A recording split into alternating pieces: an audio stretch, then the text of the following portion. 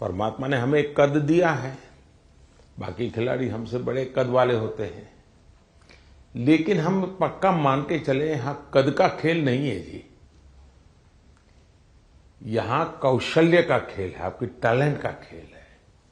सामने वाले का शरीर हमसे 2 फीट ऊंचा है, चौड़ा है, इसकी परवाह मत कीजिए। आपको अपने टैलेंट पे भरोसा होना चाहिए, और फिर सामने कितना ही शरीर मोटा हो, बड़ा तगड़ा हो, दिखने में बड़ा शानदार हो, तो वो जीत ही जाएगा, मानने का कारण नहीं होता है। तो हमने कोशिश, अपने पास जो कौशल्य है, अपने पास जो टैलेंट है, उस पर ही हमारा फोकस होना चाहिए, और वही हमें परिणाम देता है। आपने देखा होगा कि बहुत सारे लोग, बहुत कुछ आता है उनको, लेकिन एग्जामिनेशन के समय गड़बड़ हो जाती है। उनको लगता है यार याद नहीं आता है, फिर सोचता है, कुछ कोरिलेट करता है,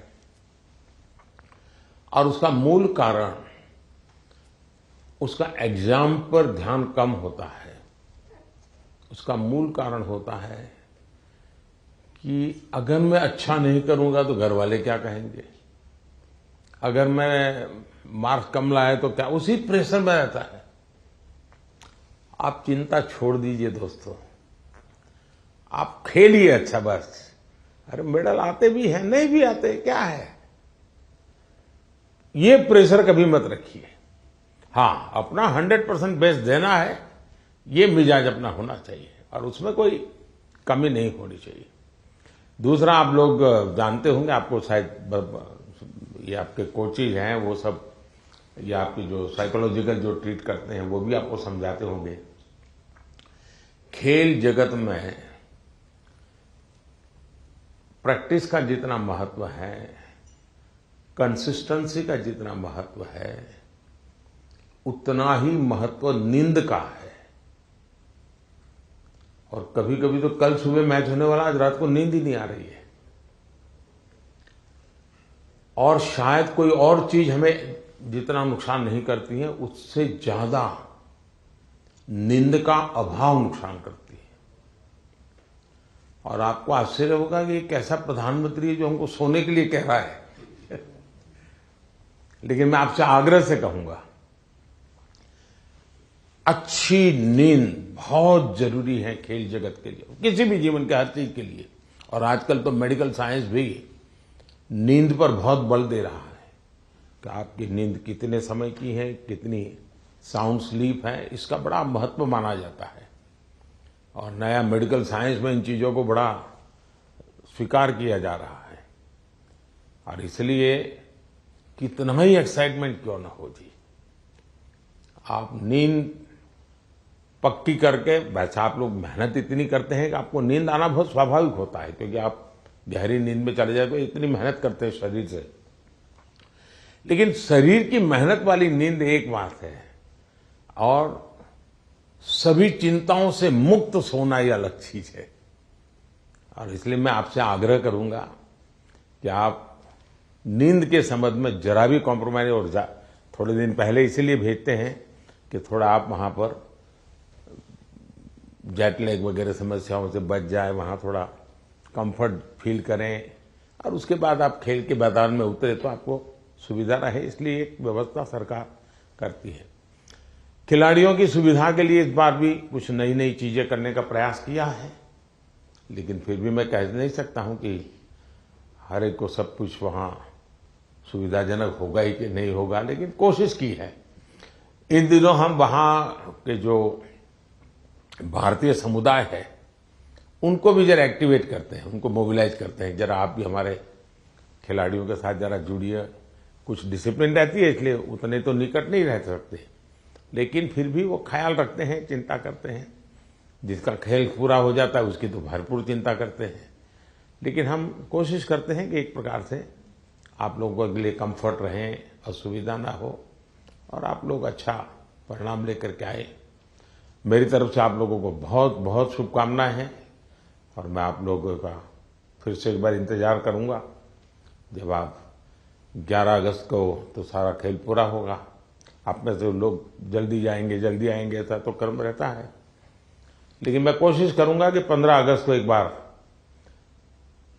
लाल किले पर जब कार्यक्रम होता है तो आप लोग भी उसमें उपस्थित रहें, ताकि देश देखेगा कि यहाँ से हमारे ओलंपिक खेलने के लिए जो गए थे, क्योंकि ओलंपिक खेलने जाना ये भी बहुत बड़ी बात होती है जी। खेल में क्या करके आते हैं वो तो उसमें 4 चांद लगा देता है, लेकिन देश के अंदर इतना सारा खेल जगत के लोगों का होने के बाद आप में से खेलो इंडिया से निकल करके खिलाड़ी बने ऐसे कितने हैं?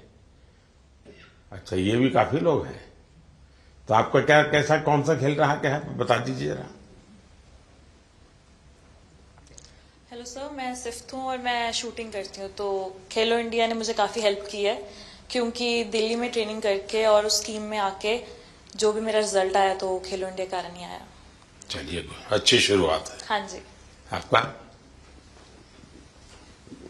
नमस्ते सर, मेरा नाम मनु भाकर है। मैं शूटिंग में ही अभी दूसरा ओलंपिक मेरी इंडिया को रिप्रेजेंट करूंगी।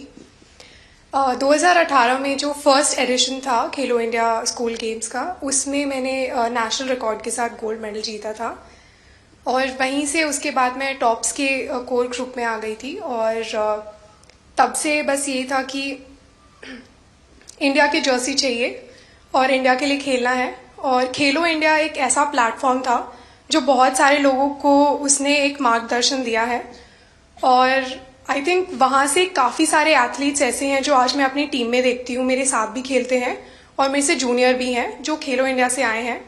और उसकी एक बड़ी स्टेप होती है टॉप्स, जो मुझे 2018 से ही उसका सपोर्ट मिला है, और मैं बहुत ही शुक्रगुजार हूँ कि इनकी सपोर्ट की वजह से जो एक खिलाड़ी की छोटी छोटी समस्याएं होती हैं वो उनका हल निकाल देते हैं। तो आई थिंक बहुत मेजर रोल प्ले किया है मेरे लिए तो खेलो इंडिया ने और टॉप्स ने। सो जी सर, जो आज मैं यहाँ हूँ मैं उसके काफ़ी हद तक उसका सहारा रहा है जी। शुक्रिया सर। चलिए, बहुत शुभकामनाएं आपको। और कोई है जो कुछ कहना चाहते हैं, आप अपने हिसाब से कुछ बात बताना चाहते हैं? हाँ, नमस्कार सर, मैं हरमनप्रीत सिंह हूँ हॉकी टीम से। तो सर, लास्ट टाइम जो हमने ओलंपिक में ब्रॉन्ज मेडल जीता था 41 ईयर्स के बाद, तो वो बहुत हमारे लिए प्राउड मोमेंट थी। एंड क्योंकि हॉकी की जो हिस्ट्री है वो बहुत बड़ी रही है, एंड इस बार कोशिश बहुत अच्छी चल रही है। एंड फैसिलिटीज की बात करूं, सब दिख रहे हैं। हाँ जी। आपकी टोली। तो फैसिलिटी सर, हम बेंगलोर साई में रहते हैं, तो one of the best facilities हमें मिल रही हैं। जैसे आपने रिकवरी के बारे में बोला, स्लीप के बारे में बोला, और वहाँ पे जो हमारा रिकवरी का है, फूड से लेकर सारा कुछ सर बहुत अच्छा मिल रहा है हमें। और इस बार भी हम पूरी अपनी मेहनत कर रहे हैं, एंड टीम हमारी जो है बहुत स्ट्रांग है। तो उम्मीद करते हैं सर इस बार और बेहतर करें और देश के लिए मेडल लेके आए सर। शायद किसी एक खेल पर सबसे ज्यादा देश का प्रेशर है तो हॉकी पर होता है, क्योंकि देश के सब लोग मानते हैं तो हमारा खेल है, हम कैसे पीछे रह गए। सबसे ज्यादा प्रेशर रहता है हॉकी के खिलाड़ियों पर, क्योंकि देश का हर बच्चा ही मानता है ये तो हमारा खेल है, ये हम कैसे हार सकते हैं। बाकियों में तो कहते हैं हाँ भाई चलो, हमारे लोगों ने कोशिश की, प्रयास किया, निकाल रहे हैं। ये हॉकी के विषय में कॉम्प्रोमाइज नहीं करते, और इसलिए उनको मेहनत भी ज्यादा करनी पड़ती है। लेकिन मेरी शुभकामना है, आप पक्का करके लाओगे, मुझे पूरा भरोसा है जी। Thank you sir, thank you.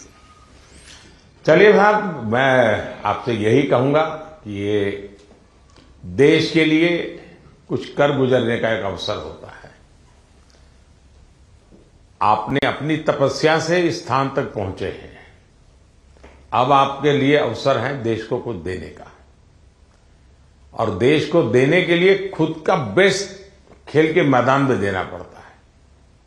जो खेल के मैदान में खुद का बेस्ट देता है वो देश के लिए गौरव लेकर के आता है।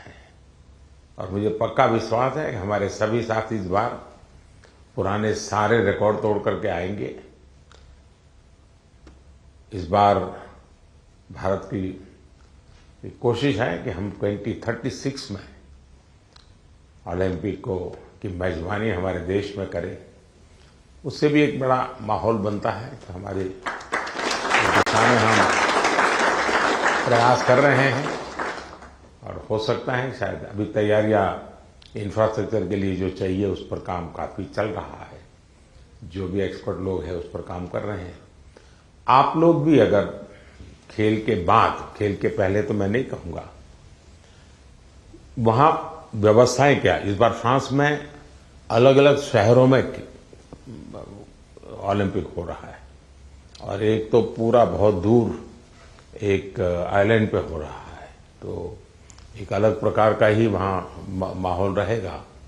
लेकिन फिर भी वहां की व्यवस्थाओं में अगर आपकी रुचि हो, उसको ऑब्जर्व करें, उसको अगर नोट करें, क्योंकि खिलाड़ियों से जो इनपुट मिलता है, तो जब हम 2036 की तैयारी करेंगे वो इनपुट बहुत काम आएगा कि भाई वहाँ ये था, वहाँ वो था, वहाँ इस चीज़ की कमी थी, वहाँ उस चीज़ की कमी थी। तो ऐसी चीज़ें भी अगर आप ऑब्जर्व करके आएंगे तो 2036 के लिए हमें जो करना है उसमें हमें बहुत सुविधा मिलेगी। तो मेरी तरफ से आप सबको बहुत बहुत शुभकामनाएं। धन्यवाद।